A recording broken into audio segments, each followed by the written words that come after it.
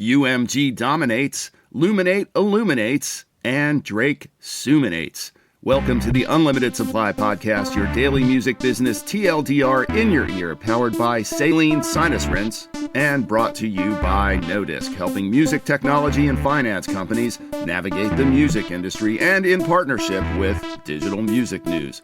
It's January 16th, 2024. I'm Lars Murray, and it's Touring Thursday. But before we hit the road, the cascade of Grammy Week party cancellations continued yesterday, with Friends and Family, the National Music Publishers Association, and Milk and Honey all canceling. Really only Music Cares, the annual Clive Davis party, and the Grammys themselves appear to be going on as planned. If you're wondering why we posted a little late today, it's because we're waiting for the Supreme Court to announce a decision on whether or not to uphold the Protecting Americans from Foreign Adversary-Controlled Applications Act, or as we refer to it around here, the TikTok forced sale or ban legislation.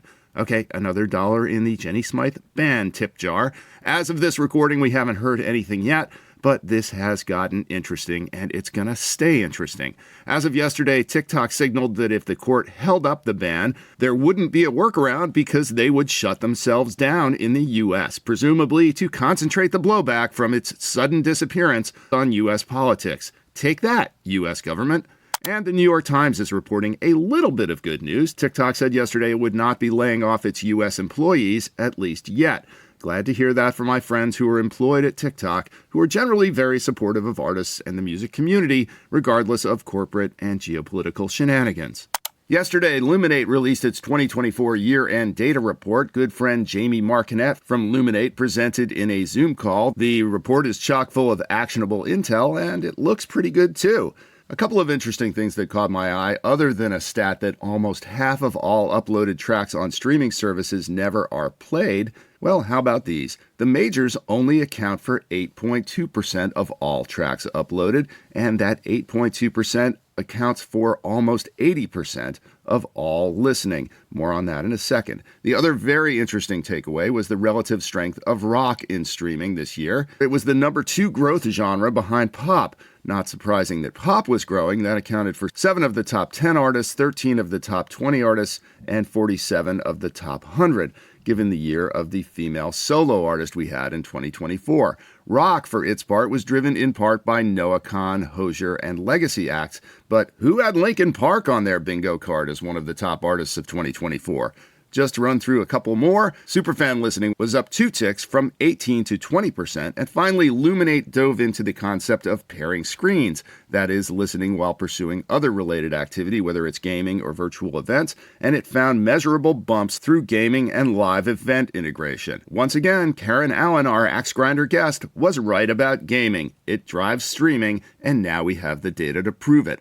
Also good news for my sponsor and client, Hangout.fm. The report is a free download, and there's a link in the show notes. In a related development, Luminate's sister company and data client Billboard announced its 2024 label market share wrap-up. Universal tops it at 36%, Sony was the runner-up at 25%, and Warner Music Group ended up around 16%, leaving just over 20% for the origin of 92% of the uploads, the indies. Republic led the individual labels with a whopping 14.9% market share, and UMG sister company Interscope was the runner-up just north of 10%. You can see the rest of the pack in Dan Reese's Billboard piece, and while you do that, I'll be over here polishing my Crystal 2013 Columbia #1 market share award.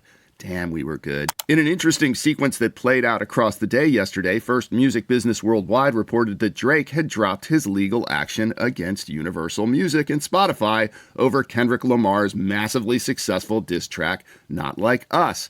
But that was just a head fake or the setup for the haymaker, because right after that, Drake sued UMG for defamation and harassment, claiming it, quote, spread false and malicious narrative. The complex moves shifted the focus of Drake's complaints from Universal's alleged streaming shenanigans to Universal's alleged defamation of Drake's character. It takes 3 sources to trace this whole thing. Start with Music Business Worldwide, head over to Bill Donahue's piece in Billboard for the Deke Left, and then finish up at Variety, where Jem Aswad covers Universal's response. Okay, let's hit the road. The tentacles of the LA wildfires are reaching far beyond LA. We all know the LA fires aren't just about LA, and in the live music space, that was apparent yesterday as both Beyoncé and Nine Inch Nails decided to delay announcements of their new tours. J.R. Lind has the story over at Polestar. Notably, also, Shaboozey, who was directly affected, is unable to travel to Nashville to play the Opry for the first time on Saturday night. More on that later. Further afield and less affected were festival lineup announcements from Jazz Fest in New Orleans, where you had to go 3 names deep to hit jazz-ish. The Roots will hold down that jazz-adjacent slot alongside Pearl Jam, Dave Matthews, and Luke Combs. The Tech Bro Woodstock Bottle Rock announced its headliners, Green Day, Justin Timberlake, and Noah Kahan. And in a sign of the times, all the VIP 3-day packages are already sold out. For the rest of you plebes, 1-day tickets are on sale today. Every week we discuss the artists dominating their markets, a few artists who might be punching above their weight, and a few you might be surprised still have tickets available in the U.S. music capitals, New York, L.A., and Nashville. We call it the Who Sells Out. In NYC, if you're in town, and I will not be, make sure to go see the Vaccines on Friday night at Brooklyn Steel. Tickets are still available at Face for that. Those boys never disappoint. The Soul, De La that is, are sellouts at Geffen Hall at Lincoln Center on Saturday night. You can try the wait list, and it might be worth it. And still some tickets available for Cracker on Saturday night at Sony Hall. Also tickets available for Slick Rick at Brooklyn Bowl, also on Saturday. And You Bet, who played First of Three with Palehound and Rat Boys at Warsaw recently, are headlining Baby's All Right on Wednesday night.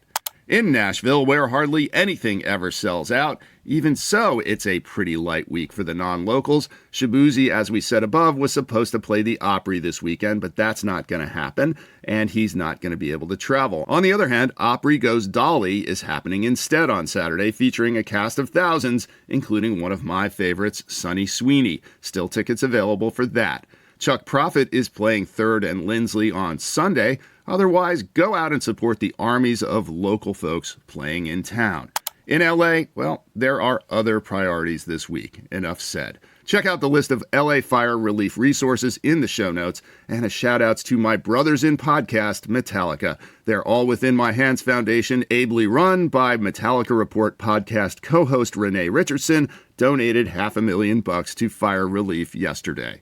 And that's it for Touring Thursday. Support for the Unlimited Supply podcast is provided by RoyFi. If you need an advance to take your career to the next level, RoyFi has the best rates in the industry, the fairest terms, and no hidden agendas. RoyFi is mission-driven to give artists the independence they need. See if you're eligible for an advance at RoyFi. That's RoyFi.com. And by Hangout.fm. Hangout by Turntable Labs is a new social listening platform where users connect, discover new music, and play over 100 million songs. It's the best way to share music in real time with friends, family, and even complete strangers. Check it out at Hangout.fm. If you like what you hear, please hit that follow button wherever you get your podcasts. Drop us a rating and a review on Spotify or Apple Podcasts, and tell a friend or 3. Links are in the show notes, but you can also visit unlimitedsupplypod.com to sign up for our newsletter, to tell us what you think about the show, to suggest feature ideas, to feed us info, to feed us lunch, to grind your axe, to call us out on our dubious assertions, and to tell us what we're missing out on. I'm Lars Murray, and remember, in this business, no conflict means no interest.